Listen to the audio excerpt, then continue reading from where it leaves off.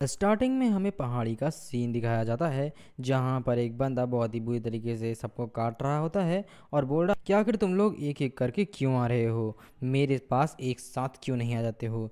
दरअसल ये हमारी कहानी का मेन कैरेक्टर यानी हमारा एमसी है, जो कि हेवनली अलायंस का एक किलर है जिसका नाम होता है चुन हाजिन। यहाँ पर सारे के सारे जो गुंडे यानी कि किलर्स आए हुए थे जो कि हमारे एमसी को मारने के लिए खड़े होते हैं। अब ये यहाँ पर क्यों इसे मारना चाहते हैं और ये हेवनली अलायंस का किलर होने के बाद भी ये सब कुछ क्यों हो रहा है वो हमें आगे पता चलेगा। जहाँ पर उन सभी का लीडर बोल रहा होता है कि तुम कुछ ज़्यादा ही एटीट्यूड से भरे हुए हो, जिसने हमारे इतने सारे लोगों को मार डाला, तुम्हें ख़त्म होना ही होगा। सारे के सारे बंदे चिल्ला रहे होते हैं ये तुम्हारी इच्छा आज हम पूरी करते हैं, और वो सब एक साथ हमारे एमसी को मारने के लिए आगे बढ़ जाते हैं। वही हमारा एमसी देखता है और उन सबको गाजर मूली की तरह काटना शुरू कर देता है।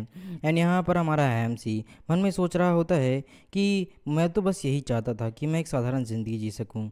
मुझे ये भी याद नहीं है कि मैंने अब तक कितने लोगों को मारा। मैंने ना जाने इतने सारे लोगों को मारा है कि मुझे अब गिनती भी भूल चुकी है। वो गाजर मूली की तरह उन सबको काटे जा रहा होता है और मैंने सोच रहा होता है कि मैंने उन सबका पीछा करने वालों को मार गिरा है जो मेरा अब तक पीछा कर रहे थे और मुझे मारना चाहते थे।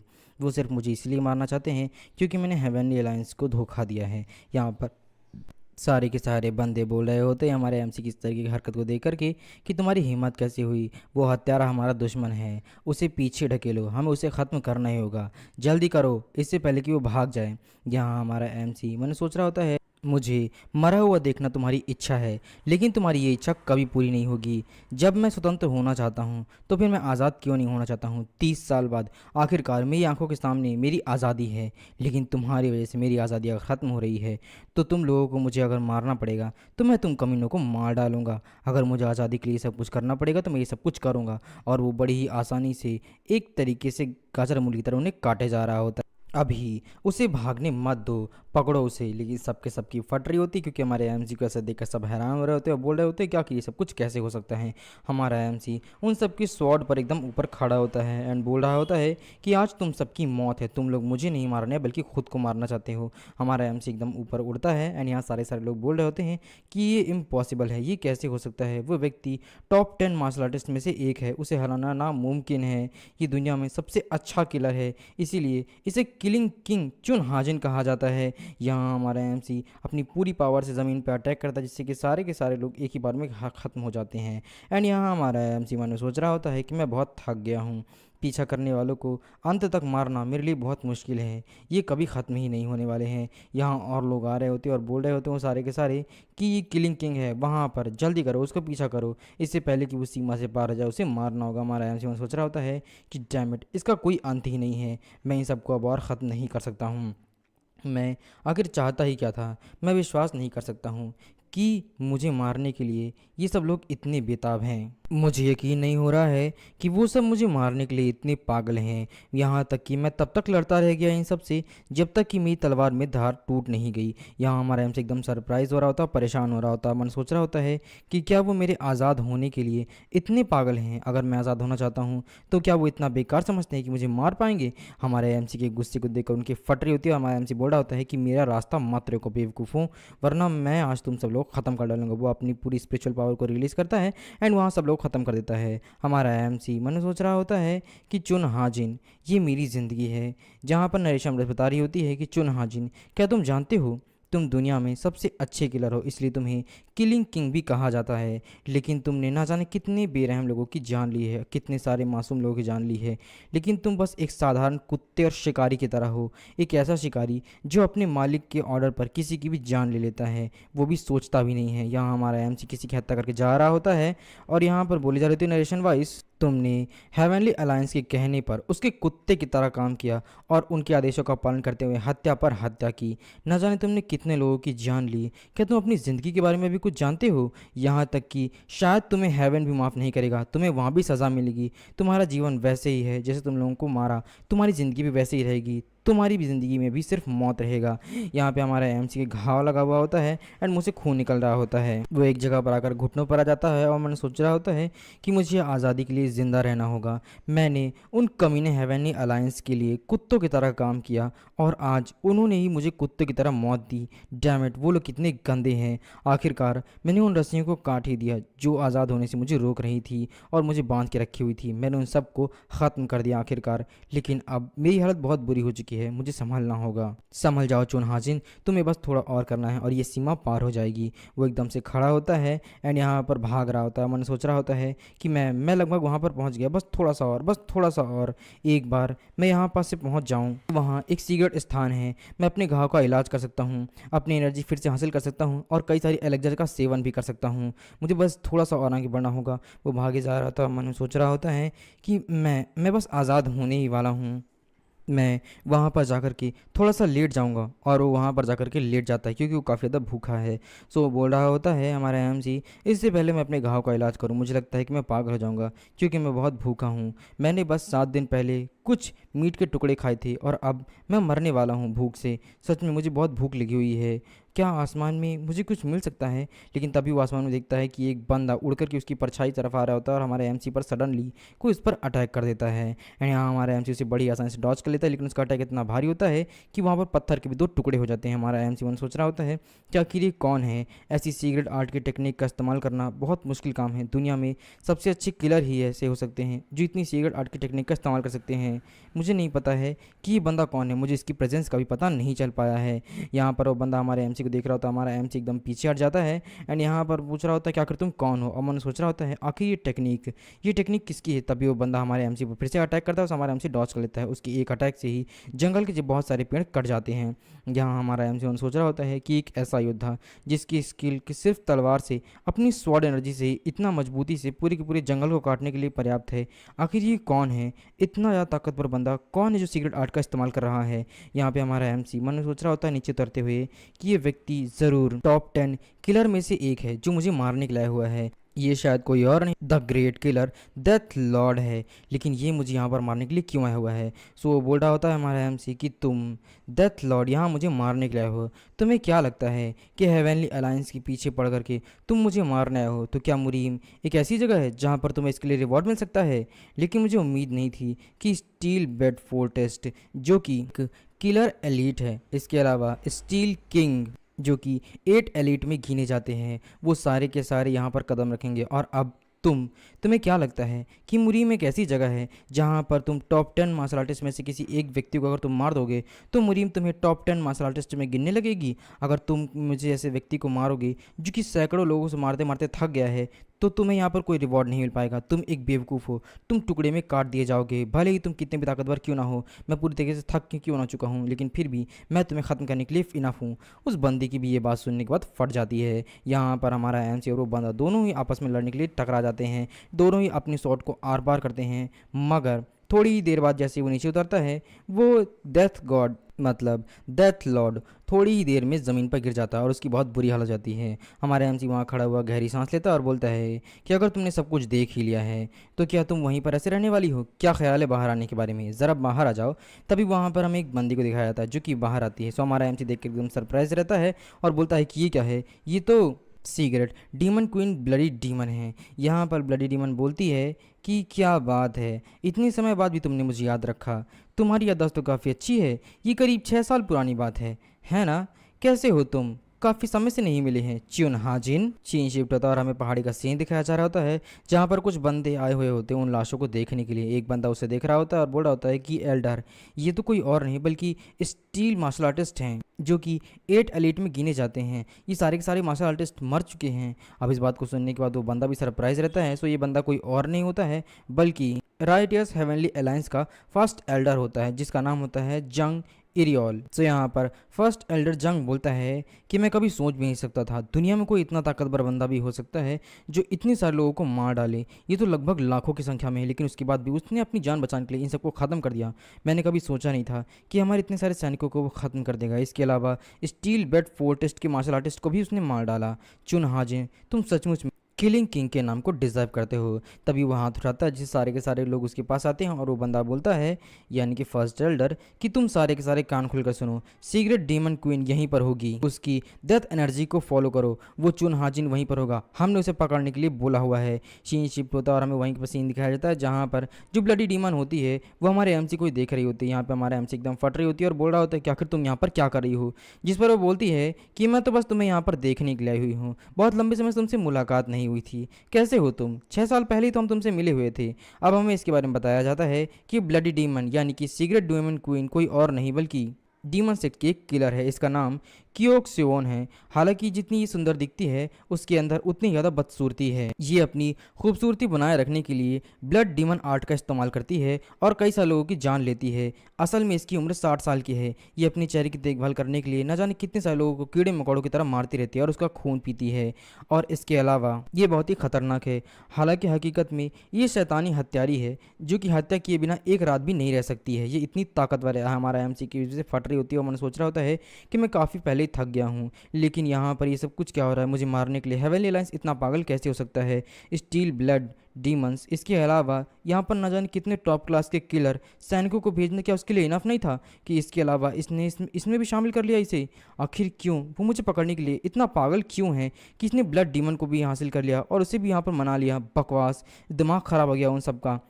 यहाँ पर हमारा एमसी मन सोच रहा होता है कि नहीं, चाहे मेरे पास कुछ भी क्यों ना हो, लेकिन मेरे पास एक आखिरी चाल बची हुई है। यहाँ पर ब्लड डीमन बोलती है कि मैं तुमसे बहुत डिसअपॉइंटेड हूँ, तुम कितने बकवास हो, कितना थक गए हो, हमारा रिश्ता इतना खास है, उसके बाद भी तुमने तलवार निकाल ली। हमारा एमसी बोलता है कि तुम साली कुतिया बकवास मत कर, वैसे भी मैं यहाँ पर तेरा कोई रिश्तेदार नहीं हूँ। ब्लडी डीमन कहीं की, मैं जानता हूँ तुम बहुत ही कमीनी हो, एक पल के लिए भी तुमसे नज़र हटाना मतलब मौत है।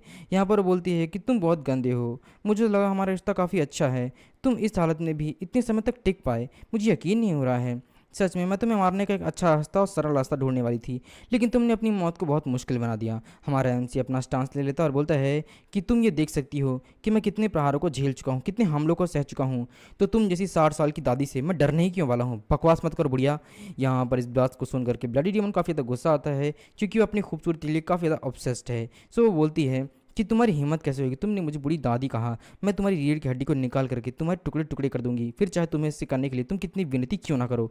हमारा एमसी बोलता है कि ओह, मैं तो डर ही गया, जब से मैंने तुम्हें देखा है तुम अपनी उम्र को लेकर कुछ ज़्यादा ही ऑब्सेस्ड रहती हो, बुढ़िया कहीं की। अब ये बात सुनने के बाद उसे और गुस्सा आता है, बोलता है कि बास्टर्ड, तुम्हारी हिम्मत कैसे हुई एक बार और कहने की। लेकिन थोड़ी देर बाद वो फिर से एक डेविली स्माइल करती है जिससे हमारा एमसी एकदम सरप्राइज रहता है।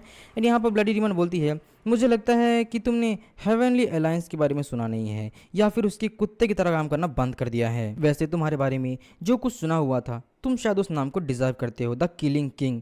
तुमने न जाने कितने सारे हत्यारों को मार डाला, यहाँ तक कि तुमने स्टील फोर्स को भी ख़त्म कर दिया, उसके इतने शक्तिशाली मार्शल आर्टिस्ट को भी तुमने ख़त्म कर दिया। अब समझ में आ रहा है कि स्टील फोर्स ने मुझे यहाँ पर तुम्हें ख़त्म करने के लिए रिक्वेस्ट क्यों की है। तुम्हारी एनर्जी काफ़ी ज़्यादा शुद्ध है और निश्चित रूप से तुम्हें 9 ग्रेट सेक्ट और उनकी जो मार्शल आर्ट है वो भी अच्छी तरीके से आती है। शायद इसीलिए ग्रेट 9 सेक्ट भी तुमसे काफ़ी ज़्यादा डरे हुए हैं, इसीलिए मैं तुम्हें ख़त्म कर दूंगी। मैं विश्वास नहीं कर सकती हूँ कि तुम्हें जितने भी लोग हैं वो जिंदा पकड़ना चाहते थे, लेकिन तुमने इतने सारे एल्डर्स को ख़त्म कैसे कर दिया। तुमने इतने सारे हेवनली अलायंस के लोग ख़त्म किया है कि गिनती भी नहीं है। तुमने वाकई में 9 ग्रेट सेक्ट की जितनी भी डिवाइन मार्शल आर्ट्स है वो सब सीख ली और यहाँ तक कि सीक्रेट डिवाइन मार्शल आर्ट भी सीख ली। तुम तो बहुत ही कमाल के हो। हमारा एमसी बोलता है कि ये सब क्या बकवास कर रही हो तुम, और आखिर इस तरीके से टाल मटोल करके समय क्यों बर्बाद कर रही हो। तुम तो इस तरीके की हो ही नहीं जो बात करना पसंद करती है, तुम तो सिर्फ खून बहाना पसंद करती हो। ज़रूर कुछ ना कुछ गड़बड़ है यहाँ पर, तुम ज़रूर कुछ ना कुछ करना चाहते हो। क्या तुम 9 ग्रेट सेक्ट की छिपी हुई मार्शल आर्ट और हेवनली अलायंस की जितनी भी जानकारी है वो सब कुछ का पता लगाना चाहती हो। जिसे सुनने के बाद ब्लडी डीमन बोलती है कि अरे वाह, तुम तो काफ़ी होशियार हो। मैंने सोचा था कि तुम एक सिर्फ बेवकूफ़ हत्यारे हो, लेकिन सचमुच में तुम बहुत इस्तेमाल करने वाले दिमाग के ही लगते हो, काफ़ी समझदार हो तुम। अभी हमारे एमसी बोलता है कि हाँ, लेकिन तुम जैसी ब्लडी डीमन इन सारे के सारी चीज़ों को अगर पता चल भी गया तो ब्लड फोर्स डिवाइन तक तुम इसे पहुंचाने का कोई भी इरादा नहीं रखती हो। अच्छी तरीके से जानता हूँ कि अगर तुम्हें स्टील ब्लड फोर्स ने भेजा हुआ है तो तुम सिर्फ जानकारी पाना चाहती हो ताकि तुम 9 ग्रेट सेट की जितनी भी डिवाइन मार्शल आर्ट है और सीक्रेट मार्शल आर्ट है वो सब उन्हें तुम दे सको, लेकिन उसे तुम उन्हें दोगी नहीं बल्कि अपने लिए इस्तेमाल करोगी, है ना। जिसे सुनने को तो बोलती है कि अरे वाह, तुम तो कुछ ज़्यादा ही होशियार हो, तुमने मुझे पकड़ लिया। तुम्हें क्या लगता है कि उन गधों की रिक्वेस्ट करने पर मैं यहाँ आई हुई हूँ? मुझे उन स्टील ब्लड्स की रिक्वेस्ट की कोई ज़रूरत नहीं है, और ना ही हेवनली अलायंस की रिक्वेस्ट की। मैं तो तुम्हें वैसे भी मारना चाहती थी। मैं तो बस 9 ग्रेड सेक्ट की जितनी भी डिवाइन आर्ट है उन्हें पता करना चाहती हूँ। अगर तुम मुझे बता दो तो मैं तुम्हें जिंदा छोड़ दूंगी। कैसा रहेगा ये आइडिया? जिसे हमारा एमसी हंसता और बोलता है कि बकवास, तुम जैसी कुतिया पर मैं विश्वास करूंगा? इस ग्रेट सेक्ट में न जाने कितने सारे कमीने हैं जो विश्वासघात करते हैं। यहाँ पर कोई भी किसी के भरोसे के लायक नहीं है। और तुम्हारे साथ मैं व्यवहार करूं? बिल्कुल भी नहीं। मैं तो पहले ही मर रहा हूं। मैं तुम्हें ये सब कुछ क्यों बताने वाला हूं, बेवकूफ़ बुढ़िया कहीं की। जिसे सुनने के बाद ब्लडी डीमन बोलती है कि क्या ये सब कुछ उस ब्लड पेस्टिसाइड की वजह से है? अब इस बात को सुनने के बाद हमारा एमसी एकदम सरप्राइज रहता है। मन सोचता है कि ब्लड पेस्टिसाइड, ये वो चीज़ है जो हेवनली अलायंस हमारे शरीर के अंदर डालता है। उन सभी का अंत है जो हेवनली अलायंस को धोखा देते हैं। यहाँ पर हमारे एमसी को फ्लैशबैक याद आ रहा होता है और वो बता रहा होता है कि तुम्हारे शरीर के अंदर जितने भी ब्लड पेस्टिसाइड मौजूद हैं वो सारे के सारे हेवनली अलायंस के दिए हुए एक कीड़े हैं। अगर तुम उनके साथ विश्वासघात करते हो तो न्याय के तौर पर वो ब्लड पेस्टिसाइड तुम्हारे पूरे शरीर के अंदर को खा लेगा। तुम्हारी बहुत बुरी तरीके से मौत हो जाएगी। मैंने तुम्हारा जीवन बचाया और तुमने मेरी दया को त्याग दिया। हेवनली अलायंस को धोखा देने का यही अंजाम होता है। हमारे एमसी को वो बात याद आ रही होती है जिसके बाद से हमारे एमसी ने हेवनली अलायंस को धोखा देने के बारे में सोच लिया था। हमारा एमसी मन सोच रहा होता है कि वो बात मुझे याद है जब मुझे कहा गया था तुम्हारी ज़िंदगी पर सिर्फ हेवनली अलायंस का ही कंट्रोल है। तुम्हारी ज़िंदगी और मौत सिर्फ उसके हाथ में है। उसके लिए काम करो और काम करते करते ही तुम मर जाओ। यही है ब्लड पेस्टिसाइड चुन हाजिन। तुम कभी भी हेवनली अलायंस को छोड़ नहीं पाओगे। अगर तुमने छोड़ने की कोशिश की तो तुम मर जाओगे। हमारा एनसी बोलता है कि हाँ, ब्लड पेस्टिसाइड के बारे में ही है ये बात। जिस पर ब्लडी डीमन बोलती है कि अब जब तुम इसके बारे में छुटकारा पाने के बारे में बात कर ही रहे हो तो तुम चिंता क्यों करते हो? अगर तुम मुझे वो सारे सीक्रेट दे देते हो तो तुम्हें चिंता करने की ज़रूरत नहीं है। मैं हेवनली अलायंस की उस ब्लड पेस्टिसाइड को पूरी तरीके से ख़त्म कर दूंगी। चाहे वो ग्रेट सेट की 9 छिपी हुई रहस्य शक्तियाँ क्यों ना हो, मैं उन्हें पूरी तरीके से ख़त्म करने में काबिल हूँ। तो क्या ख्याल है, अगर तुम मेरे साथ डील करते हो तो तुम्हारे लिए बहुत बेनिफिट रहेगा। मैंने गॉड ऑफ डेथ की ब्लड डिवाइन आर्ट को सीखा हुआ है और मैं हर तरह के जहर को ख़त्म करने में माहिर हूँ। उसकी जानकारी मेरे पास है। अगर मैं अपनी डेमोनिक आर्ट से तुम्हारे शरीर के अंदर जो भी ब्लड पेस्टिसाइड है उन्हें ख़त्म कर दूं तो क्या तुम उन्हें धोखा दे करके क्या तुम मुझे अपना राज बताओगे? यहाँ हमारा इनसे अपना सर झुकाए हुए होता है। यहाँ वो बोल रही होती है कि इसके बारे में क्या ख्याल है। एक बार सोचो, अगर मैं तुम्हारे शरीर के अंदर की ब्लड पेस्टिसाइड को पूरी तरीके से ख़त्म कर दूंगी तो तुम मुझे सारे के सारे 9 ग्रेड सेट के जितने भी डिवाइन आर्ट है वो सब मुझे बता दो। तुम्हारी ज़िंदगी मेरे हाथ में है। मैं तुम्हें आज़ाद कर सकती हूँ अगर सिर्फ उसकी वजह से तुम नहीं बता रहे हो तो। यहाँ पर एक बात सोच कर देखो, क्या तुम बचना नहीं चाहते हो उस 9 ग्रेड सेक्ट से? उसकी डिवाइन आर्ट बस मुझे दे दो। लेकिन तभी वो एकदम हैरान रहती है। यहाँ हमारा अंशी बोलता है कि बेवकूफ़ बुढ़िया, तुम्हें क्या लगता है कि सिर्फ एक यही रीज़न है कि हेवनली अलायंस मेरा पीछा कर रहा है क्योंकि मैं उससे भाग गया था? अगर तुम्हें ऐसा लगता है कि ब्लड पेस्टिसाइड ही सिर्फ एक रीज़न है जिसकी वजह से मैं तुम्हें सच नहीं बता रहा हूँ तो तुम बेवकूफ़ हो। क्या तुम्हें ये समझ में नहीं आता है कि जब मैं हेवनली अलायंस से भागा तो हेवनली अलायंस का ब्लड पेस्टिसाइड जो उन्होंने मुझे डाला हुआ था ताकि मैं उन्हें धोखा ना दे सकूँ, वो कब का मेरी जान ले लेता। जिस पर पूछती कि आखिर तुम कहना क्या चाहते हो?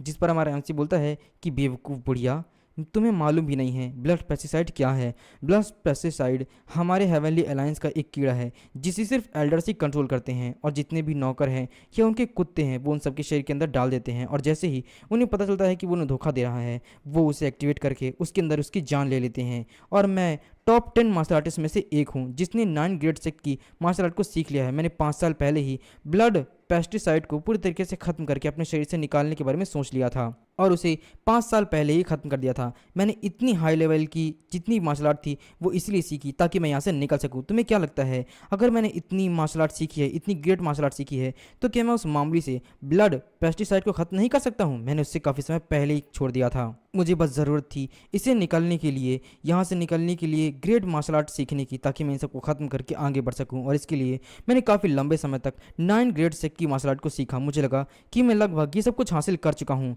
इसीलिए मैंने सब कुछ किया। और तुम मुझे ये बता रही हो मैंने यहाँ ज़िंदा रहने के लिए बहुत कुछ किया है, और 9 ग्रेड सेक्ट की जितनी भी डिवाइन मार्शल आर्ट्स हैं मैं उन्हें तुम्हें वापस नहीं दूंगा। जिसके बाद वो एकदम सरप्राइज रहती है। यहाँ हमारा एनसी बोलता है कि बकवास बंद कर बुढ़िया, तुझे क्या लगता है कि मैं तेरे साथ व्यवहार करूँगा, सौदा करूंगा मैं तेरे साथ? बिल्कुल भी नहीं, तू बेवकूफ़ है। मैं तेरे गंदे स्वभाव को बहुत अच्छी तरीके से जानता हूँ। तू जानकारी लेने के बाद भी मेरी जान ले लेगी। तू बहुत ही कमीनी है। मेरी ज़िंदगी के 30 साल उन दरिंदों ने छीन लिए हैं। अब मैं किसी के बहकावे में नहीं आने वाला हूँ। जा, मेरी नज़रों से दूर हो जा बेवकूफ़ पागल बुढ़िया। तुझे क्या लगता है कि तू मुझे कुछ कर सकती है? बिल्कुल नहीं। भले ही मैं कितना भी कमज़ोर क्यों ना हो गया हूँ, लेकिन उसके बाद भी तू मुझे नहीं हरा सकती है। अगर तू यहाँ से नहीं गई तो मैं तुझे इतनी गंदी मौत मारूंगा कि तू दोबारा जिंदा खड़ी भी नहीं हो पाएगी। यहाँ पर ब्लडी डीमन भी सोच रही होती है कि ये बिल्कुल सही है, ये ग्रेड किलर में से एक माना जाता है, जो कि टॉप 10 मार्शल आर्टिस्ट में से एक हैं। इसे हराना मेरे लिए इतना आसान नहीं होगा क्योंकि ये बहुत ताकतवर है। अभी इस समय थका हुआ है, इसलिए इसे हराना आसान होगा। सो वो बोलती है कि तुम लगभग मर ही चुके हो, फिर भी तुम्हारी ऐसी बात कहने की हिम्मत हो रही, तुम इतना थक चुके हो उसके बारे में भी। इस बारे में चिंता करने की वैसे कोई ज़रूरत नहीं है क्योंकि मैं तुम्हारी तरह दयनीय नहीं हूँ, मैं तुम्हें बहुत ही बुरी तरीके से मारूंगी। वो अपने हाथ के नाखून को और बड़ा करती है और बोलती है कि मैंने कभी भी किसी को भी अपना अपमान करने की इजाज़त नहीं दी, फिर भी तुमने मेरी बेइज्जती की, तुम्हारी हिम्मत कैसे हुई? तुम्हारी जितनी भी स्किल्स हैं मैं उन सबको वैसे भी ख़त्म करने वाली हूँ। एक बार फिर पूछती हूँ, क्या तुम मुझे बताने वाले हो या फिर नहीं?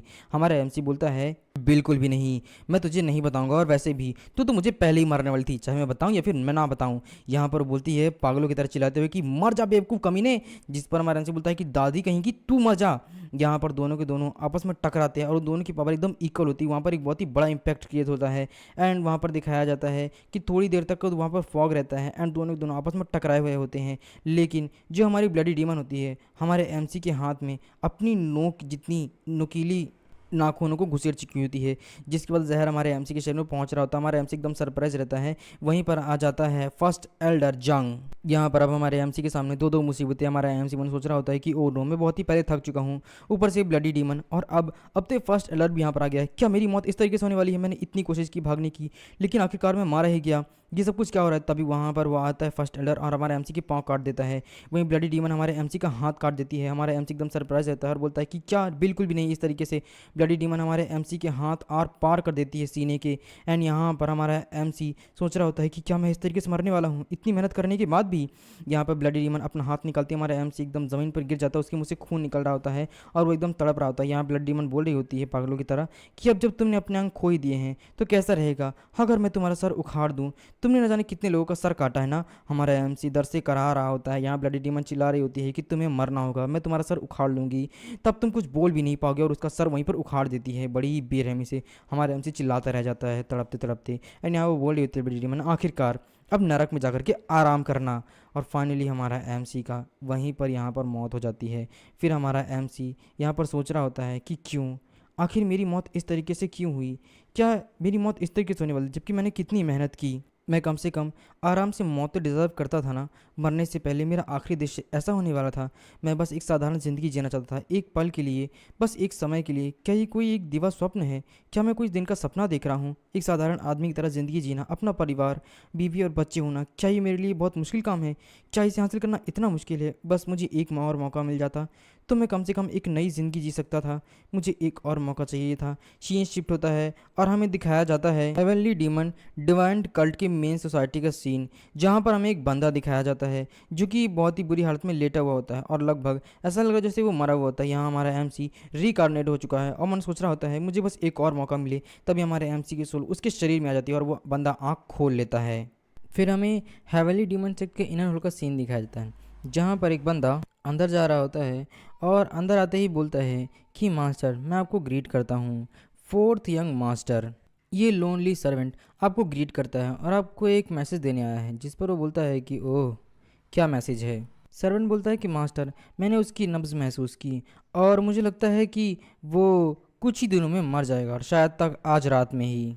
थर्ड यंग मास्टर सेरियोंग, कुछ ही दिनों में मर जाने वाले मास्टर, हमारा जहर काम कर रहा है। दरअसल ये कोई और नहीं होता है बल्कि फोर्थ यंग मास्टर होता है, जो कि डीमन सेक्ट के थर्ड यंग मास्टर यानी कि हमारे एमसी को मारने की कोशिश कर रहा होता है। एंड उसकी हालत इसी की वजह से हुई होती है। और हमारे एमसी का इस टाइम पर नाम है सियोरियांग, जहाँ पर वो यंग मास्टर बोलता है कि अरे वाह, ये तो बहुत अच्छी बात है, काम बहुत तेज़ी से हो रहा है। अब मनु सोचता है फोर्थ यंग मास्टर कि ये काम तो मेरी उम्मीद से ज़्यादा तेज़ी से हो रहा है, चलो अच्छी चीज़ है। नाम होता है हांग युनमुन, तो हम इसे हांग बोलेंगे। तो फिर हमारा सीन शिफ्ट होता है फ्लैशबैक में, जहाँ हमारे एमसी का फ्लैशबैक दिखाया जा रहा था, जो कि बोल रहा होता है कि क्या तुम्हारा काम हो गया? जिस पर बोल रहा होता है कि हाँ, मैंने काफ़ी सारे लोगों को मार डाला है, तो फिर चलो आराम करते हैं। ओके, यहाँ पर हमारा एमसी और उसका दोस्त होता है। जब वो यंग होते हैं तो हमारा एमसी बोल रहा होता है कि वैसे हम ज़्यादा देर तक आराम नहीं कर सकते हैं, लीडर ने हमें मना किया वरना हम पकड़े जाएंगे। ये क्या है? जिस पर उसका दोस्त बोलता है कि क्या तुम ये देखना चाहते हो? जिस पर बोलता है कि हाँ, ये देखो, ये एक बर्ड है जिसका मैंने चित्र बनाया हुआ है। तो हमारा एमसी बोलता है कि ओह अच्छा है। जिस पर बोलता है कि हाँ जिन, क्या तुम्हें लगता है कि तुम इस तरीके से एक किलर की ज़िंदगी जीना चाहते हो? क्या तुम एक किलर की ज़िंदगी जीते जीते थक नहीं गए हो? मैं भी इस ज़िंदगी से आज़ाद होना चाहता हूँ और जितना जल्दी हो सके यहाँ से मैं निकलना चाहता हूँ और अपनी बाकी ज़िंदगी एक आज़ाद पंछी की तरह जीना चाहता हूँ। मैं किलर बन के थक गया हूँ। मैं किसी गांव में चला जाऊँगा जहाँ के हरियाली की ताज़ी खुशबू मिलेगी और कस्तूरी जैसी गंध होगी। जिस पर बोलता है कि क्या मुझे भी चलना चाहिए? जिस पर बोलता है कि नहीं। जिस पर बोलता है कि हमारे एमसी की लेकिन क्यों? मुझे भी ताज़ी ग्रामीण की हवा चाहिए। जिस पर बोलता है कि नहीं, तुम ऐसा नहीं कर सकते हो। क्यों? मुझे भी साथ मिल के चलो ना। जिस पर वो बोलता है कि नहीं, और उनकी ऐसी चल रही होती हैं। फिर हमें थोड़ी देर बाद का सीन दिखाया जाता है जहाँ पे हमारा एंटी एकदम सरप्राइज होता है, उसके मुंह में खून लगा होता है। सो यहाँ पर उसके दोस्त की हत्या कर दी गई होती है। सो बोल रहे होते हैं आखिर तुम्हारे साथ क्या हो गया है? तभी वहाँ पर कोई आता है, बोलता है कि मैंने तुम्हारी जान बचाई और तुमने भागने की कोशिश की, मेरी दया का त्याग कर दिया। हमारा एमसी एकदम सरप्राइज रहता है। तो ये कोई और नहीं होता है बल्कि हेवनली अलायंस का एक बंदा होता है जो कि बोल रहा होता है कि ध्यान से देखो, ये उन सभी लोगों के लिए है जो कि राइटियस हेवनली अलायंस को धोखा देते हैं। तुम सभी के शरीर के अंदर पेस्टिसाइड छोड़ दिए गए हैं और ये पेस्टिसाइड जब कभी भी तुम्हें लगेगा कि तुम यहाँ से भागना चाहते हो या फिर तुम हेवनली अलायंस को धोखा देना चाहते हो, तब न्याय के तौर पर ये तुम्हारे शरीर की अंतड़ियों तक को खा जाएगा और तुम्हें खत्म कर देगा। यहाँ पर उसे वो ब्लड डीमन की भी याद आ रही होती है जहाँ पर बोल रही होती है कि मुझे तुम्हारा सर काट देना चाहिए। यहाँ पर उसने जैसे उसका सर उखाड़ा होता है, हमारा एमसी जोर से चिल्ला करके उठ जाता है। दरअसल हमारा एमसी एक सपना देख रहा होता है। हमारा एमसी मन में सोच रहा होता है कि क्या एक सपना था, लेकिन उस ब्लड डीमन ने तो मेरा सर काट दिया था ना, तो उस डीमन को इनका क्या हुआ? वैसे ये जगह कौन सी है? ये कमरा तो बहुत अजीब है, बहुत आलीशान लगता है और मुझे यहाँ पर किसी की प्रेजेंस भी महसूस हो रही है। तभी वहाँ पर एक लड़की आती है, बोलती है कि यंग मास्टर मैं आ चुकी हूँ, आंगवा। तभी यहाँ पर देखती है कि वो कोई है ही नहीं कमरे में, तो बोलती है कि यंग मास्टर। तभी वहाँ पे हमारा एमसी आता है और उसके गले में एक पेन गड़ाते हुए बोलता है कि एकदम चुप रहना, अगर तुम चिल्लाओगी तो तुम्हारे साथ जानती हो कि तुम्हें क्या होगा। जिस पर पूछता है कि आखिर तुम कौन हो बताओ, और मैं यहाँ पर क्या कर रहा हूँ? कौन मुझे यहाँ पर लेकर आया हुआ है? क्या तुम ब्लड स्टील फोर्ट्रेस से हो? तुम आखिर हो कौन? यहाँ पर बेचारी कोई जवाब नहीं दे पा रही होती है। सो यहाँ पर बोलता है कि बताओ तुम कौन हो। जिस पर वो बोलती है कि यंग मास्टर मैं तो आपकी सर्वेंट हूँ, आंगवा आप ऐसा क्यों कर रहे हैं? क्या आपको कुछ पसंद नहीं आया है? जिस पर हमारा एनसी बोलता है कि बकवास बंद करो मास्टर, तुम मुझे क्या बता रहे बकवास कर रही हो? सच बताओ आखिर सच क्या है? जिस तुम यहाँ मुझे यहाँ पर कौन लेकर के आया हुआ है? जिस पर बोलती है कि आप यहाँ पर कब से हैं? आपको यहाँ पर कौन लेकर के आएगा यंग मास्टर? आप तो यहीं पर रहते हैं ना? पिछले 6 महीने से आप बेहोश हैं क्योंकि आपने क्यूआई ब्लॉकेज के शिकार हो गए थे। आपने जो टेक्निक सीखी थी उसकी वजह से आप बहुत बीमार हो गए और 6 महीने तक बिस्तर पर पड़े रहे। आप 2 रात पहले ही जागे हुए हैं। क्या हो गया यंग मास्टर? यहाँ पर हमारा एमसी एकदम सरप्राइज रहता है। मैं सोच रहा था कि क्या बकवास करी है लड़की, क्या क्यूआई ब्लॉकेज? क्या मैंने अपनी क्यूआई ब्लॉकेज के कारण अपनी जान खो दी थी? ऐसा नहीं सकता है, मैं मर गया था ना लगभग। सो बोलता है बकवास बंद करो, मैं मर चुका हूँ, मुझे सच बताओ। ज़रूर तुम कोई और हो, जासूस हो, तुम मुझसे झूठ बोल रही हो। जिस पर बोलती है आंगवा कि नहीं, मैं आपके लिए हमेशा भोजन लेकर के आती हूँ ताकि जागने पर आप खा सकें, लेकिन आप पिछले 6 महीने जाग ही नहीं पाए। तभी हमारे एमसी की नज़र पड़ती है शीशे पर। हमारे एमसी एकदम सरप्राइज रहते हुए मैंने सोच रहा होता है कि आखिर ये सब कुछ क्या हो रहा है? आखिर मैं यहाँ पर कौन हूँ? ये किसका चेहरा है? क्या ये मैं हूँ? मेरी पिछली ज़िंदगी के हिसाब से तो मैं तो मर गया था ना? क्या ये कोई सपना है? क्योंकि इसका मतलब है कि मैं रिकार्नेट हो चुका हूँ और मेरी पिछली ज़िंदगी में मैं मर गया था। तो ऐसा हो सकता है कि क्या ये मेरी नई ज़िंदगी है? यहाँ पर वो सर्वेंट सरप्राइज देते बोलते हैं कि यंग मास्टर आखिर आपको हुआ क्या है? हमारा एमसी एकदम सरप्राइज रहता है और मन सोच रहा होता है मैं आखिर हूँ कहाँ पर। तभी दरवाज़ा खुलता है, हमारा एमसी सामने देखता है। मन सोच रहा होता है कि क्या मुरीम में कोई ऐसी भी जगह हो सकती है, इतनी खूबसूरत जगह? ये कौन है आखिर? 2 लोग हमारे एमसी के सामने आ रहे होते हैं एंड यहाँ पे हमारे एमसी को देखते हैं। सो बंदा मुस्कुराता है। हमारा एमसी मन सोच रहे थे आखिर ये कौन है। तभी वो बंदा ग्रीट करते हुए बोलता है यंग मास्टर, ये लोनली सर्वेंट आपके पैरों में गिरा हुआ है, सारे सर्वेंट आपके पैरों में गिरे हुए हैं। यहाँ पे हमारा एमसी एकदम सरप्राइज रहता है। यहाँ पे वो बोले जा रहा होता है कि आपके स्वस्थ होने के लिए मैं आपको कांग्रेस करता हूँ थर्ड यंग मास्टर। यहाँ पर हमारा एमसी एकदम सरप्राइज रहते हुए मन सोच रहा होता है कि आखिर ये क्या कह रहा है, मुझे ग्रीट कर रहा है? क्या ये मुरीम यूनियन के अंदर डिवाइन सेक्ट है? ये सब कुछ क्या हो रहा है? क्या मैं डिवाइन सेक्ट के अंदर आ चुका हूँ? यहाँ पर हमारा सीन शिफ्ट होता है, हमें एक बंदा दिखाया जाता है जहाँ पर वो बंदा कोई अंदर आ रहा होता है एक हॉल के, और आते ही ग्रीट करते हुए बोलता है कि मैं हेवनली लॉर्ड को ग्रीट करता हूँ, डीमन सेक्ट का फर्स्ट गार्ड आपको यहाँ पर ग्रीट करता है मास्टर। हेवनली डीमन लॉर्ड ये कोई और नहीं होता बल्कि फर्स्ट गार्ड होता है डीमन सेक्ट का, जो कि बोल रहा होता है हेवनली डीमन के सामने कि मास्टर मैं आपके लिए एक इन्फॉर्मेशन लेकर आया हूँ। जिस पर बोलता है कि क्या इन्फॉर्मेशन है, आज तुम यहाँ कैसे? जिस पर बोलता है कि मुझे बस आपको एक रिपोर्ट करनी है। सो हेवनली डीमन बोलता है कि बोलो। जिस पर बोलता है कि थर्ड यंग मास्टर जाग चुके हैं। तो बोलता है कि अच्छा, फाइनली वो जाग गया, जिस पर बोलता है सर्वेंट कि हाँ, लेकिन पता नहीं कैसे वो अपनी याददाश्त बिल्कुल खो चुके हैं। जब से वो उठे हैं बहुत अजीब व्यवहार कर रहे हैं। तो बताइए मास्टर, आप उसके साथ क्या करना चाहते हैं? हैवेली डीमन मुस्कुराता है और अपनी पूरी पावर को रिलीज करता है। अब उसके प्रेशर से गार्ड भी अपने आप को संभाल नहीं पा रहा था। मन सोच रहा होता है कि क्या पावर है, इतनी ज़्यादा पावर कि मैं सह भी नहीं पा रहा हूँ। सो बोलता है कि मास्टर अपनी इच्छा बताइए, फर्स्ट गार्ड अपनी जान भी दे देगा। यहाँ पे हवेली डीमन बोलता है कि 3 महीने बाद होने वाले समारोह तक अब कान खोलकर सुनो, मुझे कोई भी रिपोर्ट मत देना। और वो काफ़ी ज़्यादा गुस्से में बोलता है, इतना डेविल टाइप में बोलता है कि वो भी एकदम डर जाता है। एंड उसके बाद अपना सर झुका करके वहाँ से चला जाता है और बोलता है कि मैं ईमानदारी से आपके ऑर्डर्स को फॉलो करूँगा ताकि आपके काम में कोई भी दिक्कत ना आए मास्टर। यहाँ पर हमें बताया जाता है हैवेली डीमन सेक्ट के बारे में, जो कि अपनी मार्शल आर्ट टेक्निक के बारे में ही जाने जाते हैं और ख़ास तौर पर ब्लड डीमन आर्ट के लिए जाने जाते हैं, जो इतने ताकतवर हैं कि कुछ कहा ना जाए। और ये हज़ारों साल पहले ये सेक्ट स्थापित हुआ था। इसके अलावा 1000 साल से इसने मुरी में अपना वर्चस्व बनाया हुआ है और 3 शक्तिशाली सेक्ट में गिना जाता है और 9 ग्रेट सेक्ट में गिना जाता है। और अगर इसकी सैन्य शक्ति की बात की जाए तो ये सबसे मजबूत है और जब कभी भी ये अस्तित्व में आता है तो पूरी की पूरी मुरियम यूनियन में हलचल मच जाती है, क्योंकि इसके काम बहुत बुरे हैं। और अगर संख्या की दृष्टि से देखा जाए तो मुरियम यूनियन में 3 ही ग्रेट सेक्ट हैं जो सबसे ज़्यादा ताकतवर हैं। पहला है हेवनली डिवाइन सेक्ट, और दूसरा है स्टील ब्लड फोर्स सेक्ट, और तीसरा है हेवनली डीमन सेक्ट।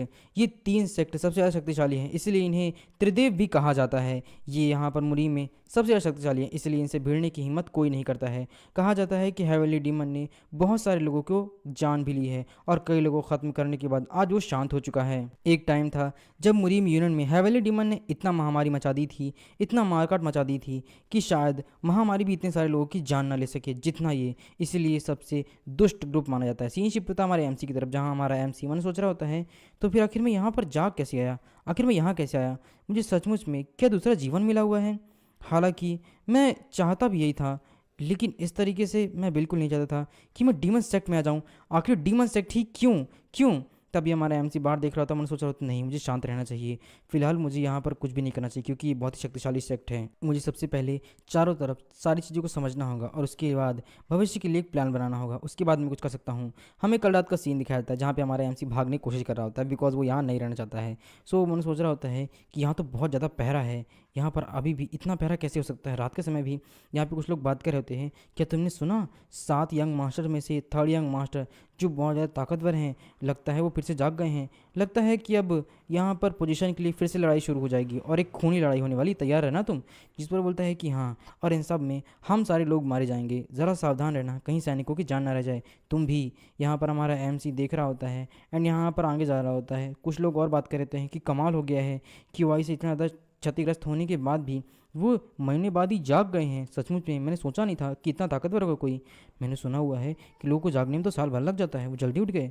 हाँ, लेकिन हम लोग को बच के रहना होगा। अब हम लोग का वो इस्तेमाल करेंगे, हमें जान लेंगे, सैनिक मारे जा सकते हैं इस लड़ाई में। हाँ, वैसे कुछ कहा नहीं जा सकता है, डीमन सेक्ट में वो सबसे ज़्यादा ताकतवर हैं। मैंने सुना है कि 3rd यंग मास्टर को मॉन्स्टर्स डीमन कहा जाता है, जो कि बहुत ज़्यादा खतरनाक और बहुत ज़्यादा ब्रूटल तरीके से मारते हैं। हाँ, वो बहुत बुरे भी हैं। यहाँ पर हमारा एमसी चारों तरफ देख रहा होता है, सब हमारे एमसी के बारे में यही बातें किए जा रहे होते हैं कि मैंने सुना हुआ है कि वो मॉन्स्टर डीमन जाग चुका है, कई लोगों की जान को चूस कर ख़त्म कर देगा। हमें सावधान रहना होगा, अगर 3rd यंग मास्टर को ख़त्म किया या फिर उन्हें नाराज़ भी किया तो वो हमें ख़त्म कर देंगे। चलो जल्दी से वहाँ पर चलते हैं, इससे पहले को हमें मार डालें। हमारा एमसी मन सोच रहा होता है कि वो कमीना लगता है बहुत बड़ा कमीना था, उसके तो नाम में डीमन है, पता नहीं उसने अपनी ज़िंदगी कैसे जी होगी, सब उससे डर रहे हैं। यहाँ पर हमें यहाँ पर सुबह का सीन दिखाया जाता है जहाँ पर हमारा एमसी मन सोच रहा होता है कि मुझे यहाँ से भागने के लिए एक बहुत ही बड़ा प्लान बनाना होगा। मैं इस तरीके से यहाँ से नहीं भाग सकता हूँ, अगर मैंने कुछ भी किया तो मेरी जान चली जाएगी। 1 घंटा, सिर्फ 1 घंटा कोशिश करने के बाद भी मैं कल रात यहाँ से भाग नहीं पाया। कितना प्यारा था, अगर मैं सच कहूँ तो यहाँ पर ज़िंदा रहना ही बहुत बड़ी बात है। यहाँ पर ये शरीर 80 साल के बूढ़े जितना है, इससे बच पाऊँगा तब कहीं जाके यहाँ से भाग पाऊँगा। सबसे पहले मुझे खुद को स्वस्थ बनाना होगा और मजबूत बनाना होगा, तब कहीं जाके मैं कुछ कर पाऊँगा। फिर वो बैठ जाता है, कल्टिवेशन करने लग जाता है। मन सोच रहा होता है चलो देखते हैं, पिछले साल में जो मैंने कल्टिवेशन सीखा हुआ था उसकी वजह से मैं अपने मेडिटेरियन को कुछ हद तक तो डेवलप कर ही सकता हूँ इस शरीर में। हमारा एमसी अपने मेडिटेरियन को डेवलप करना स्टार्ट कर देता है और कल्टिवेशन करने बैठ जाता है। अब मैंने सोच रहा होता है कि मेरा मेडिटेरियन पूरी तरीके से गड़बड़ा गया है और इसका शरीर भी बहुत ज़्यादा कमज़ोर है। मैं इसे ठीक करने की कोशिश कर रहा हूँ, लेकिन ये मेरे लिए काफ़ी ज़्यादा मुश्किल है। इतने कमज़ोर शरीर के साथ मुझे बहुत ज़्यादा कोशिश करनी होगी और अपनी पिछली ज़िंदगी में मैंने जितनी मार्शल आर्ट सीखी थी और मेडिटेरियन को मजबूत करने की जितनी भी टेक्निक सीखी थी, मुझे उन सब को लगता है आज इस्तेमाल करना होगा। मुझे अपनी ताकत का जितना हो सके उतना ज़्यादा अपने शरीर में फ्लो कराना होगा। कमरे के चारों तरफ गर्मी बढ़ रही है, मुझे इसे तापमान को ठंडा करना होगा। हवा में नमी आ चुकी है, अपना मेडिटेरियन मैं पूरी तरीके से ठीक कर चुका हूँ। मेरे शरीर के अंदर जो डिमोनिक एनर्जी थी उसे प्योर एनर्जी में बदलना होगा। हाँ, ये काम कर रहा है। जैसे कि मैं सोच रहा हूँ मेरी एनर्जी बाहर निकल रही है। यहाँ पर हमारे एमसी को दिखाया जाता है जिसकी एनर्जी काफ़ी ज़्यादा बाहर निकल रही थी उसके शरीर से। हमारा एमसी माने सोच रहा होता है कि पिछली ज़िंदगी में मैंने 9 ग्रेड सेट की जो मार्शल आर्ट टेक्निक है वो सीखी हुई थी, और मैंने अपने आप को मास्टर भी कर लिया था, जिसे अनलिमिटेड टेक्निक कहा जाता है। कहा जाता है कि ये टेक्निक कोई मामूली टेक्निक नहीं है। किसी ऐसे व्यक्ति को सीखना जो कि बहुत ज़्यादा कमज़ोर हो, ये बहुत मुश्किल बात है। हालांकि मेरी कोई हैसियत नहीं थी, लेकिन फिर भी मैंने अपनी ज़िंदगी में अपने मेडिटेटर को मजबूत करने के लिए और अपने आप को ताकतवर बनाने के लिए बहुत प्रैक्टिस की, और आज मैं उसी की प्रैक्टिस इस शरीर के साथ कर रहा हूँ। लेकिन ये शरीर बहुत कमज़ोर है, मुझे जल्दी करना होगा। हमारा एमसी आँख खोलता है, फिर गहरी सांस लेता है और बैठ जाता है और बोलता है कि क्या बस यही मेरी लिमिट है? खैर, कम से कम मैं एक छोटा सा लक्ष्य तो हासिल कर ही सका हूँ। कम से कम थोड़ा बहुत ही शरीर मजबूत हो ही गया है। क्या करूं समझ में नहीं आ रहा। मुझे अपने शरीर को मजबूत करना होगा। वैसे भी इतना शांत है चारों तरफ, समझ में नहीं आ रहा है। मुझे जागे हुए इतना समय हो गया है, लेकिन कोई भी मुझे देखने तक नहीं आया। क्या किसी को मेरी परवाह नहीं है? मेरे परिवार में तो इतने सारे लोग हैं ना, तो फिर मुझे यहाँ पर सिर्फ डॉक्टर से देखने के लिए आए हुए थे और कोई नहीं। यहाँ तक कि वो जवान लड़की भी कहाँ पर ही थी, पता नहीं आखिर ये यंग मास्टर कितना घटिया है। हालांकि इस यंग मास्टर के तो नाम में भी कमीनापन है। मुझे सचमुच में ये बिल्कुल पसंद नहीं है। कहीं लड़की के साथ कुछ गलत तो नहीं करता है ना? खैर कोई बात नहीं, इस जगह से जितना ज़्यादा हो सके मुझे जल्दी निकलना होगा, और निकलने के लिए मुझे मजबूत होना होगा। जब तक मैं इस जगह को अच्छी तरीके से ना समझ लूँ मुझे कोई भी जल्दबाजी नहीं करना चाहिए। चुन हाजिन, अभी शांत रहो और चुपचाप सब कुछ देख करके सहते रहो। यहाँ पर हमें दिखाया जाता है 3 महीने बाद का सीन, जहाँ पर कोई बोल रहा था ये बहुत अजीब बात है, उसे जहर खाए हुए 3 महीना हो गया है, लेकिन फिर भी उसे कुछ नहीं हुआ। इतना ताकतवर जहर भी कमज़ोर हो गया, इसके बजाय वो तेज़ी से बढ़ रहा है। जिस पर सर्वन बोलता है कि हाँ मास्टर। यहाँ पर वो बोल रहा होता है कि तुमने तो कहा था कि इस स्किल को सीखने के बाद, इस डिमोनिक आर्ट को सीखने के बाद से लगभग वो मर ही जाएगा। उतना घातक होने के बाद भी वो ज़िंदा कैसे बचा? सर्वन बोलता है कि हालांकि मैंने कहा हुआ था, लेकिन ये बहुत अजीब बात है कि वो मरने की वजह और ताकतवर हो गए हैं। यहाँ पर हमें दिखाया जाता है फोर्थ यंग मास्टर को, जो कि बोल रहा होता है कि क्या बात है, मानना पड़ेगा, मैंने जैसे कि सोचा हुआ था ये उससे ज़्यादा है। स्योर योंग, तुम हमेशा मुझे सरप्राइज़ कर देते हो। यहाँ पे कोई और नहीं बल्कि हांग होता है। यहाँ पे सर्वेंट बोल रहा होता है कि मास्टर हांग अब क्या करना है? जिस पर बोलता है कि रेन कब आ रही है? जिस पर बोलता है कि मुझे लगता है कि वो दोपहर को आ जाएगी। जिस पर बोलता है कि लिन वापस आ गई है, उसे आए हुए 6 महीना हो गया है ना? जिस पर बोलती है कि हाँ हाँ, तो ठीक है, एक काम करो, जब कभी भी कुछ हो तो मुझे तुरंत रिपोर्ट करना, जितना जल्दी हो सके। कोई घटना होने से पहले मुझे रिपोर्ट करना, जाओ यहाँ से अब। तो बोलता है कि okay young master. Scene shift होता है हमारे एमसी की तरफ दिखाया जाता है, जो कि अपनी मार्शल आर्ट की प्रैक्टिस कर रहा होता है और अपने शरीर को मजबूत कर रहा होता है। हमारा एमसी मन सोच रहा होता है कि चलो फाइनली मैंने इस शरीर को थोड़ा बहुत तो कुछ कर पाया हूँ। मुझे अपनी प्रैक्टिस करनी चाहिए और ज़्यादा मेहनत करनी होगी ताकि शरीर को कुछ कर सकूँ। यहाँ पर हमारा एमसी अपने हाथ पे अपनी की को फॉर्म करता है और सामने एक अटैक करता है, जहाँ पर दिखाया जाता है कि कुछ ज़्यादा इम्पैक्ट नहीं पड़ता। हमारा एमसी मन सोच रहा होता है कि अभी भी मैं उतना मजबूत नहीं हुआ हूँ। खैर, कम से कम ये कुछ तो बेहतर है। यहाँ पे चारों तरफ चीज़ें को तोड़ फोड़ चुका होता है हमारा एमसी प्रैक्टिस कर करके कमरे के अंदर। तभी हमारा एमसी मन सोच रहा होता है कि खैर 3 महीने में मैंने इस घटिया शरीर को जितना हो सके उतना ज़्यादा मजबूत बनाने की कोशिश की है, और मैं अपनी सब कुछ प्रैक्टिस कर रहा हूँ, अपना पूरा बल दे रहा हूँ, लेकिन उसके बाद भी मैं ज़्यादा कुछ नहीं कर पाया। हालांकि इसके अंदर की जो डिमोनिक एनर्जी थी मैंने उसे प्योर एनर्जी में बदल दिया है, और कुछ हद तक तो ये ठीक है। तभी वहाँ पर आती है आंग, जो कि बोलती है कि मास्टर आपकी दवा। हमारा एनसी बोलता है कि थैंक। तभी वो उसे पीते हुए उसे कुछ बात याद आती हैं, एंड वो सडनली एकदम सरप्राइज होता है। उसे उसका फ्लैशबैक याद आ रहा होता है, जहाँ पर उसे ब्लड पेस्टिसाइड नजर आ रहा होता है उसी कटोरे में, और वो कटोरा छूट जाता है। तभी उसे कोई बोलता है कि चुन हाजिन, तुम्हें क्या लगता है, क्या तुम सचमुच में सोचते हो कि तुम दुनिया की सबसे ज़्यादा ताकतवर राइटियस हेवनली अलायंस को यहाँ से छोड़ कर भाग सकते हो? बिल्कुल भी नहीं। मैंने तुम जैसे मूर्ख को आज तक नहीं देखा है। तुम घमंडी मूर्ख, मैंने तुम्हें दुनिया में सबसे ज़्यादा शक्तिशाली हत्यारा बनाने के लिए क्या नहीं किया, और तुमने मुझे धोखा दिया। तुम्हारी इतनी हिम्मत, तुम मरने के ही लायक हो। यहाँ पर हमारे एमसी को ऐसा याद आ रहा है जैसे कि उसका फ्लैशबैक उसे अभी यहाँ पर ख़त्म कर देगा। हमारा एमसी सोच रहा होता है कि सब कुछ क्या हो रहा है। यहाँ पर कोई बोल रहा होता है अगर तुम मर भी गए तो भी हेवेली लाइन से नहीं बच पाओगे, मरने के बाद वो तुम्हारा पीछा करता रहेगा। हमारे एमसी को ऐसा लगा जैसे उसके पेट में ब्लड पेस्टिसाइड है। सो वो सोच रहा होता है कि आखिर ये क्या है, ब्लड पेस्टिसाइड, ये मेरे शरीर के अंदर क्या कर रहा है, चाहिए कोई सपना है। तभी उसे कोई बोल रहा होता है कि यंग मास्टर, यंग मास्टर। हमारे एमसी के एकदम होश में आता है। सो हमारे एमसी का एक दिवा स्वप्न होता है, मतलब वो दिन दहाड़े सपना देख रहा होता है, उसे भ्रम हो रहा होता है, एल्यूजन। सो वो बोलती है कि क्या हो गया था यंग मास्टर, क्या आप ठीक हैं? हमारे एमसी सोच रहा होता है कि ओ नो, मैं तो बस एक एल्यूजन सोच रहा था, ये कुछ भी नहीं है। सो बोलती है कि अब मैं बाहर जा रही हूँ मास्टर। हमारा अंशुमन सोच रहा होता है कि मुझे एक नई ज़िंदगी मिली है जिसका मैं सपना देखा करता था, लेकिन उसके बाद भी मेरी पिछली ज़िंदगी की यादें अब तक ख़त्म नहीं हुई हैं।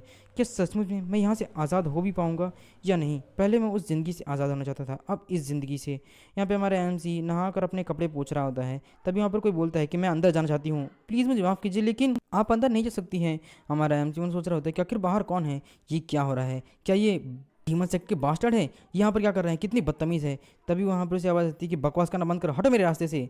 उसे एक स्लैप की आवाज़ सुनाई देती है, दरवाज़ा खुलता है, एक लड़की अंदर आती है। सो बोलती है कि अरे वाह, एक अरसा हो गया है तुम्हें देखे हुए, तुम कैसे हो। हमारा एमसी से बिल्कुल भी नहीं पहचान पा रहा होता है। वहीं दिखाया जाता है हमें आंगवा को, जो कि एक थप्पड़ खा चुकी होती है, बेचारी रो रही होती है। एंड यहाँ पे वो लड़की को देखकर हमारा एमसी मन सोच रहा होता है कि आखिर ये कौन है और यहाँ पर आखिर कर क्या रही है, ये मुझसे मिलने के लिए आई हुई है, लेकिन ये उस वक्त मिलने के लिए नहीं आई। तभी लड़की बोल रही होती है कि अरे वाह, तुम पहले से बेहतर दिख रहे हो। हमारा एमसी मन सोच रहा होता है कितनी बदतमीज लड़की है। चुन हाजिन, तुम्हें बचना होगा, यहाँ से बचने का कोई ना कोई रास्ता निकालना होगा, तभी जल्दी हो सके, जितना जल्दी हो सके। यहाँ पर वो बोल रही होती है कि क्या हो गया है, क्या तुम मुझे ऐसे खड़े रखने वाली हो, एक कप, वैसे मैं चाय पीना चाहती हूँ, ज़रा चाय मंगवाओ। हमारा एनसीमन सोच रहा होता है ऐसा तो पहले कभी नहीं हुआ कि मुझसे कोई मिलने के लिए आए, जब कभी मैं बीमार था तब भी नहीं, तो फिर आखिर अचानक से ये मुझसे मिलने के लिए क्यों आई है, मुझे भागना होगा।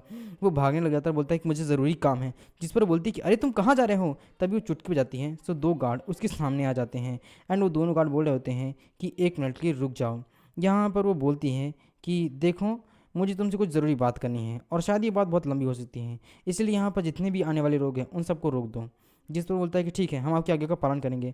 वो दरवाज़ा बंद करके चले जाते हैं। तभी लड़की बोलती है कि प्लीज़ बैठ जाओ, मुझे तुमसे कुछ बात करनी है कुछ चीज़ों को लेकर के। हमारा एमसी एकदम सरप्राइज देता है। सो हमारा एमसी बोलता है कि मैं अपने आप शरीर को अभी कुछ समय पहले ही ठीक कर पाया हूँ और पसीना पोंछ रहा था, प्लीज़ ज़रा एक मिनट इंतज़ार करो, मैं थोड़ा कपड़े तो बदल लूँ। जिस पर वो बोलती हैं कि नहीं, फ़िलहाल मुझे इतना ज़रूरी नहीं लगता ये। वैसे ठीक है, चलो अगर तुम कह ही रहे हो तो कोई बात नहीं, मैं इंतज़ार करूँगी। हालांकि ये बहुत अच्छा रहेगा कि तुम्हारे पास कोई और प्लान ना हो भागने का। हमारा एमसी मन सोच रहा होता है कि उसे मैं देखते ही पहचान गया था कि वो कोई नॉर्मल चीज़ नहीं है और ना ही कोई नॉर्मल मार्शल आर्टिस्ट है, लेकिन आखिर ये है कौन। वैसे मेरे पास कोई रास्ता भी नहीं यहाँ से बचने का। तभी वो बोलती है कि आंगवा मेरे पीछे आओ। सो आंगवा बोलती है कि यस यंग मास्टर। एंड यहाँ पर हमारा एमसी पूछता है कि आंगवा आखिर ये सब कुछ क्या है, बताओ ये कौन है। जिस पर बोलती है कि आप मुझसे बोल रहे हैं कि वो कौन है। हमारा एमसी बोलता है कि हाँ, देखो जब से मैं उठा हुआ हूँ ना क्यूआई ब्लॉकेज से, तब से मेरे सिर में बहुत दर्द है, तो मुझे कुछ याद ही नहीं आ रहा है, तो मुझे अपनी पिछली ज़िंदगी की सारी यादें भूल चुकी हैं, तो क्या तुम बताना चाहोगी। यहाँ पर आंगवा बोलती है कि ओ यंग मास्टर, आप नहीं, ऐसा नहीं कर सकते हैं, आप इस तरीके से अपनी याददाश्त भूल गए, क्या आप मर गए थे। यहाँ पर हमारा एमसी सोच रहा होता है कि मैं मरूंगा, अभी तो जागे हुए मुझे टाइम हुआ है, बहुत समय पहले नहीं हुआ है, तो ये क्या बकवास करी है। बोलता है कि क्या तुम मुझे बताओगे कि वो कौन है। जिस पर बोलती है आंगवा कि मास्टर, उसका नाम हान योन है, वो एक डीमन है और वो डीमन सेक्ट के रिलीजन इंटरनल एलाइटमेंट काम करती है और वो जियोक्स फैमिली की बेटी है, जो कि डीमन सेक्ट में बहुत ज़्यादा ताकतवर कहे जाते हैं। वो इतनी शक्तिशाली है कि उसका प्रभाव और उसका ऑरा पता लगाना बहुत ज़्यादा मुश्किल है। वो डीमन सेक्ट के टॉप डिसाइबल्स में से एक मानी जाती है और वो अपने काम में बहुत ज़्यादा ताकतवर भी है, और तो और उसे एक हीरो की उपाधि भी मिली हुई है और वो डीमन सेक्ट के लिए उसे एक्सेप्ट किया गया है। हमारा एनसी बोलता है कि अच्छा, वो फोर्थ यंग मास्टर की छोटी बहन है। जिस पर बोलता है कि हाँ हाँ बिल्कुल सही। हमारा एमसी बोलता है कि लेकिन मुझे समझ में नहीं आ रहा है कि वो मुझे क्यों ढूंढ रही है, उसका और मेरा क्या रिश्ता है। जिस पर वो बोलती है कि मुझे ज़्यादा जानकारी तो नहीं है, लेकिन आप दोनों एक महीने के अंदर कई बार मिल चुके हैं। हमारा एमसी मन सोच रहा होता है कि इसका मतलब ये हुआ कि हमारा रिश्ता कोई ऐसा वैसा रिश्ता नहीं है, बल्कि किसी न किसी मतलब का रिश्ता है। लेकिन आखिर क्या। हमारा एमसी बोलता है कि ठीक है, मुझे बताने के लिए तुम्हारा थैंक्स। क्या तुम्हारा चेहरा ठीक है, क्योंकि उसने तुम्हें थप्पड़ मारा हुआ था ना, तुम्हारा चेहरा बहुत सूज गया है, इसलिए जाओ और जा कर के थोड़ा सा आराम कर लो। अब इस बात से तो वो भी सरप्राइज रहती है। मैंने सोच रही होती है कि यंग मास्टर आखिर इन्हें क्या हो गया है। जब मैंने पिछली बार ये चीज़ हुई थी तब उन्होंने कहा था कि मैं सचमुच पागल हो गई हूँ, लेकिन मर जाने के लिए बोला था। अब बहुत अजीब बात है कि वो इस वक्त बहुत बदल गए हैं। यहाँ हमारा एमसी कमरे के अंदर आता है और बोलता है कि मुझे माफ़ कीजिएगा कि मैं थोड़ा बदतमीज़ हो गया था। अब इस बात को सुनने के बाद वो लड़की भी एकदम सरप्राइज रहती है और मैंने सोच रही होती है कि आखिर इसके रिएक्शन के साथ क्या प्रॉब्लम है। पिछली ज़िंदगी में मेरा मतलब है कि कुछ समय पहले ही ये अभी इतना ख़राब तरीके से रिएक्ट कर रहा था और लगभग बहुत ज़्यादा चिल्ला रहा था, लेकिन अब अतीत से अलग होकर के इसने अपने आप को खो दिया ऐसा लगता है। इसकी आंखों की चमक भी चली गई है। क्या ये बेवकूफ़ हो चुका है? लगता है मैंने बिल्कुल सही सुना हुआ था कि क्यूआई ब्लॉकेज की बात से इसने अपनी डिमोनिक आर्ट, अपना व्यवहार, अपनी याददाश्त सब कुछ खो दिया है, यहाँ तक कि अपना व्यवहार भी। सो बोलती है कि हमारे बीच कुछ भी छुपाने का कोई रीज़न तो है नहीं। मैं इस बारे में बहुत अच्छी तरीके से जानती हूँ और तुम भी। चलो सीधे इस मुद्दे पर बात करते हैं।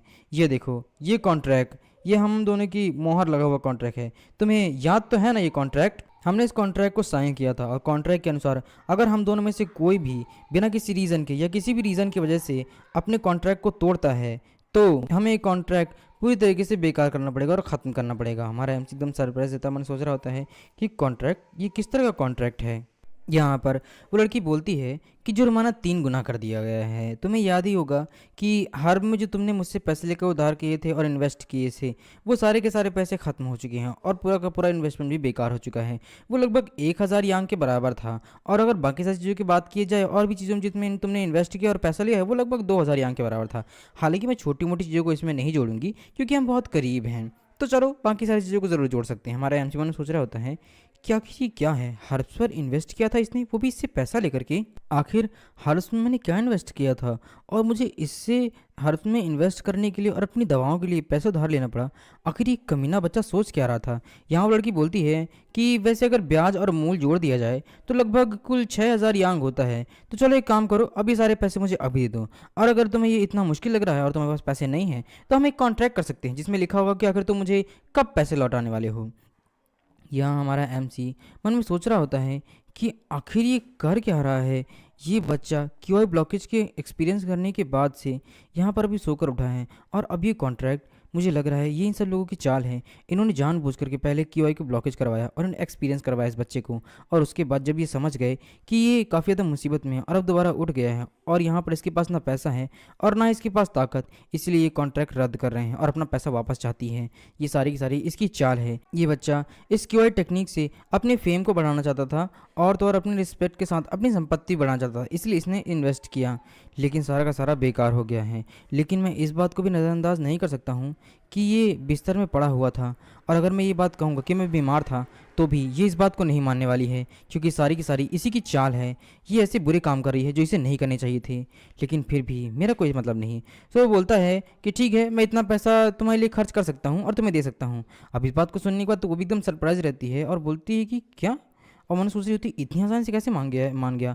पिछली बार मैंने सोचा हुआ था कि काफ़ी ज़्यादा बुरा है और बहुत गुस्से से बात करा था, लेकिन इस बार तो ये बहुत काम है, इसमें इतना चेंज। तभी हमारा एमसी बोलता है कि आंगवा जल्दी से ब्रश और चाय लेकर के आओ। हाँ यंग मास्टर। वो साइन कर रहा होता है। मन सोच रहा होता है कि अगर कुछ बुरा कर भी रही है तो आखिर मेरा इससे क्या लेना देना है। वैसे भी भले ही ये बॉडी उस बच्चे की हो लेकिन सोल तो मेरी है ना, और मैं इस बच्चे की बॉडी के साथ ज़िंदगी जीना चाहता हूँ, लेकिन यहाँ से भाग करके मैं कुछ टाइम बाद यहाँ से भागने ही वाला हूँ, तो आखिर क्या ही मतलब है कि कुछ भी करे, मुझे कोई फ़र्क नहीं पड़ता। यहाँ पर लड़की मानो सोच रही होती है कि आखिर ये क्या कर रहा है, ये इतना लापरवाह कैसे हो सकता है। सोच करके हैरानी है। मैं जानती हूँ कि बहुत बड़ा लापरवाह था, लेकिन कॉन्ट्रैक्ट को पढ़े बगैर इसने साइन करना शुरू कर दिया। ये इतना समझदार भी नहीं है, समझ में नहीं आता आखिर ये किस तरीके का है। ये थर्ड यंग मास्टर है, लेकिन आखिर कितना बेवकूफ़ हो सकता है। तभी वो उसे हाँ करने लग जाती है और बोलती है कि एक बात और, अगर तुम पैसे नहीं दे सकते हो तो जब मैं तुम्हें बुलाऊंगी तब तुम्हें आना होगा इस कॉन्ट्रैक्ट के बाद, और हाँ एकदम वफादार कुत्ते की तरह।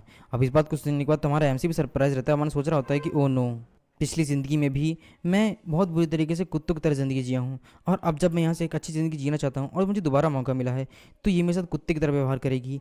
ये सब कुछ इन लोगों की चाल है, मुझे यहाँ पर जानवर की तरह रखने के लिए ये जानबूझ के मुझे फंसा रहे हैं। और ये बच्चा, इसका शरीर मिलने के बाद भी ये मुझे कितना परेशान कर रहा है।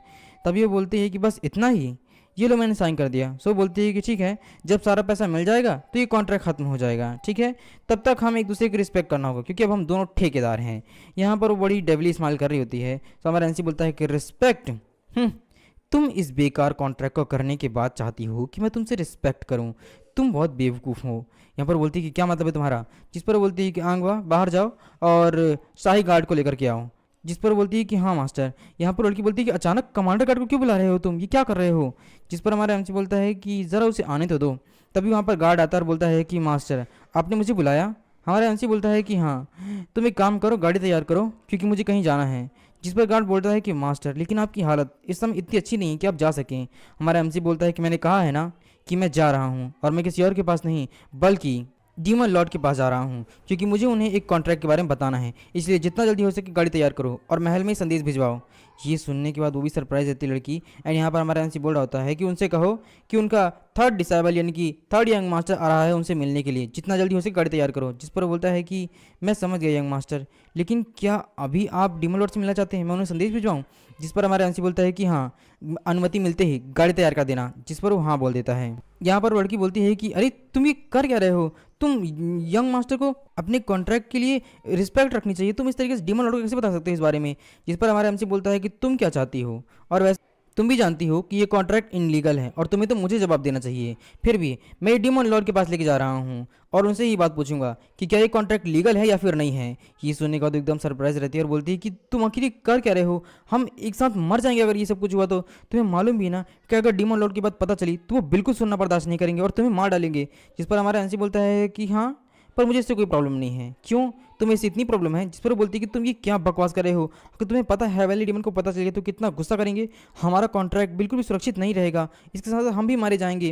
हमारा एमसी बोलता है कि तुम सही हो, अगर इस बारे में डीमन लॉर्ड को पता चल गया तो वो मुझे डांटेंगे और हो सकता है कि मुझे राज्य से भी निकाल दिया जाए, और हो सकता है कि मैं अपनी जितनी भी टेक्निक्स हैं और जितनी भी चीज़ें हैं वो सब अपनी खो दूँ, अपनी काबिलियत भी खो दूंगा। लेकिन मेरे साथ क्या होगा ये तो बात की बात है, लेकिन सोचो तुम्हारे साथ क्या होगा। दुनिया में हर कोई तुम्हें जानता है, क्योंकि डीमन सेक्ट में 7 ऐसे परिवार हैं जो सबसे ज़्यादा ताकतवर हैं, और 7 परिवारों में से तुम उनमें से आती हो, और तुम लोग इस मामले में काम करते हो। मेरे लिए ये स्थिति थोड़ी बहुत बुरी हो सकती है क्योंकि मुझे बाहर निकाल दिया जाएगा, मुझे ज़्यादा डांट नहीं पड़ेगी, लेकिन इस मामले में तुम लोगों को, क्योंकि ये इनलीगल कॉन्ट्रैक्ट है और इतने बड़े परिवार इतने इनलीगल काम कर रहे हैं, तो जब ये बात डीमन लॉर्ड को पता चलेगी तो वो इस बात को बिल्कुल भी बर्दाश्त नहीं करेगा। हाँ, तो अपने परिवार के स्टेटस का इस्तेमाल करके बच जरूर सकती हो, लेकिन फिर भी तुम्हें कारावास मिलेगा, सज़ा मिलेगी, और यहाँ तक कि तुम्हारे परिवार की रेपुटेशन और रिस्पेक्ट खत्म हो जाएगी, तुम्हारे परिवार में सब कुछ जलकर भस्म हो जाएगा, और हो सकता है कि जोक्सा फैमिली से तुम्हारा सब कुछ तुम पे छीन लिया जाए, यहाँ तक कि तुम्हारा स्टेटस भी। फिर तुम्हारी हालत कितनी ज़्यादा बुरी हो जाएगी तुम खुद ही सोच सकती हो। इस इनलीगल कॉन्ट्रैक्ट के बाद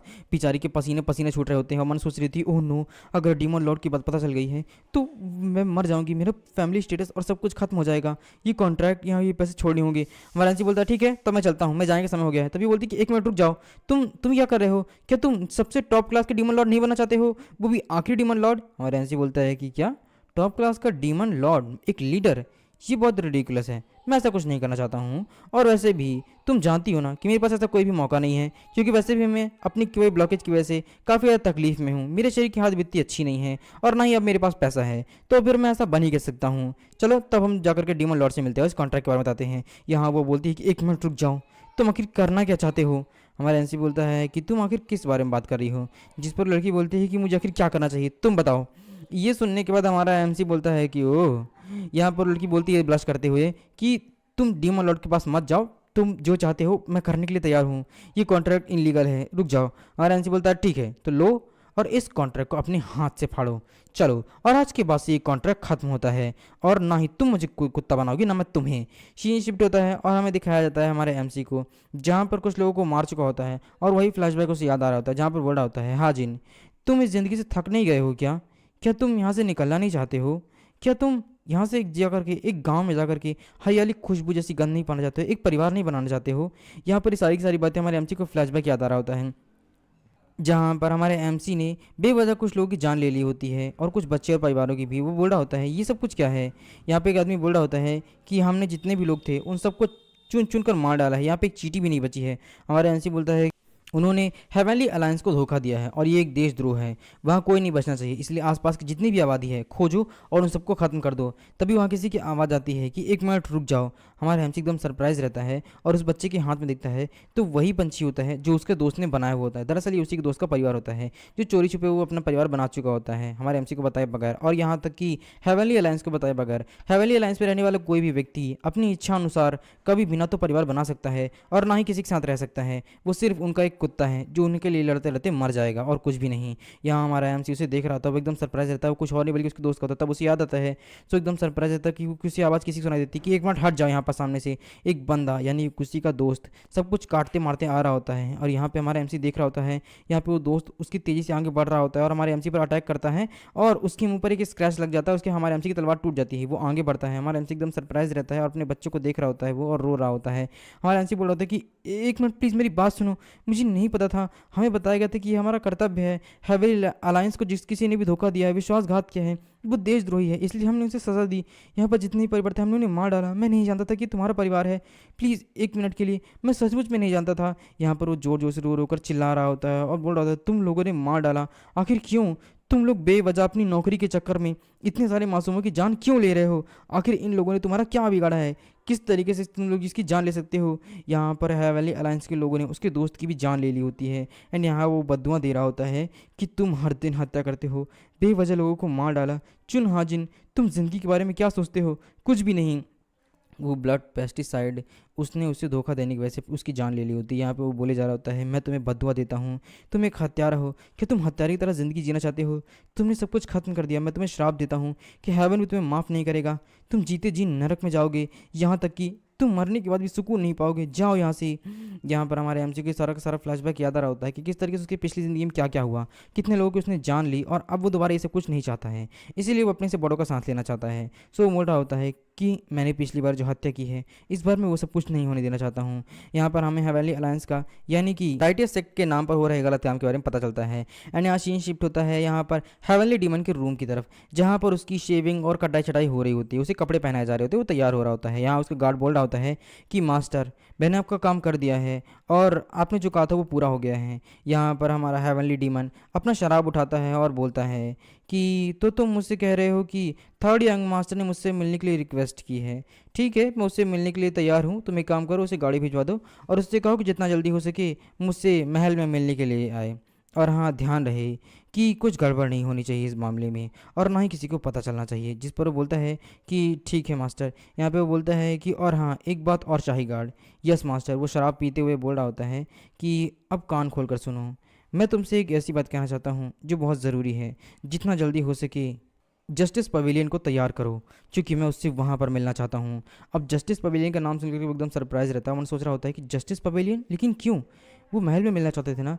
लेकिन फिर वो कुछ नहीं बोलता है, क्योंकि यहाँ पर हैवेली डीमन के सामने बोलने किसी की हिम्मत नहीं होती है। सो बोलता है कि ठीक है मास्टर, आपका आदेश पूरा हो जाएगा। यहाँ पर वो चला जाता है। हैवेली डीमन मुस्कुराता है, एंड यहाँ पर हैवेली डीमन काफ़ी ज़्यादा चिकना हो चुका होता है और काफ़ी ज़्यादा हैंडसम हो चुका होता है। पिछली बार उसके पास काफ़ी ज़्यादा दाढ़ी होती है। यहाँ पर बोल रहा होता है कि अरे वाह, सर्दियाँ आ गई हैं, चलो अब अपना काम शुरू करते हैं। सीन शिफ्ट होता है, हमें पवेलियन का सीन दिखाया जाता है, जो कि किसी और का नहीं बल्कि हमारा एमसी का होता है, जहाँ पर डॉक्टर चेक कर रहा होता है। हमने सोच रहा होता है कि तो काफ़ी ज़्यादा ठंडा है। हमारा एमसी मन सोच रहा होता है कि जब से मैंने एक्सरसाइज स्टार्ट की है तब से मैं अपनी क्यूआई पर कंट्रोल करने की पूरी कोशिश कर रहा हूँ, लेकिन अब भी मैं अपनी डिमोनिक एनर्जी को पूरी तरीके से काबू नहीं कर पाया हूँ। जब वो मेरी नब्ज़ को महसूस करता है तो पता नहीं वो हमेशा डर के जाता है डॉक्टर। तो यहाँ पर डॉक्टर बोलता है कि पिछले कुछ दिनों में जितनी भी आपकी नसें क्षतिग्रस्त हुई थी और नुकसान हुआ था उन्हें, वो सारी की सारी अचानक ठीक हो गई हैं।